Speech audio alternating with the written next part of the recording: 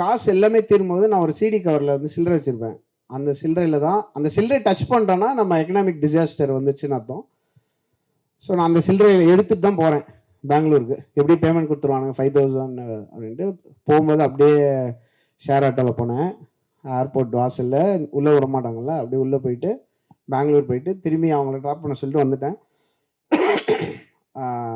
அந்த கவரில் வந்து 150 ரூபா தான் இருக்குது, பாக்கி 200 ரூபா வச்சுருந்தேன். திரும்பி வரும்போது ஃப்ளைட்டில் வந்து குலுக்கல் முறையில் டிவி வின் பண்ணிட்டேன். ஓகே, அதுக்கு டேக்ஸ் மட்டும் 300 கட்ட சொன்னாங்க.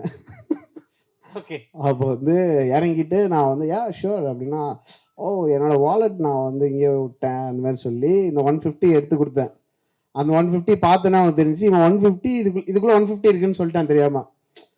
அந்த மாதிரி வாலெட்டை மறந்து வச்சுவேன், கரெக்டாக சொல்லுவான், எண்ணி பார்த்து வருவான், அது தெரியாமல் சொல்லிட்டேன். அதை கொடுத்தோன்னா அவங்க 150 போட்டு எனக்கு அந்த ஒரு 1 வீக் அப்புறம் அந்த டிவியை அனுப்பிச்சி விட்டாங்க. அது வரவே இல்லை எனக்கு. ஏன்னா எனக்கு அந்த கொரியருக்கு பே பண்ணுறதுக்கு முடியல, எனக்கு ஃபோனும் ரீச் ஆகாது, ரீசார்ஜ் இல்லை. அப்படியே ஒரு சைக்கிள் ஆஃப் நத்திங்னஸ் இருக்கும், அது வந்து போயிட்டே தான் இருந்தது.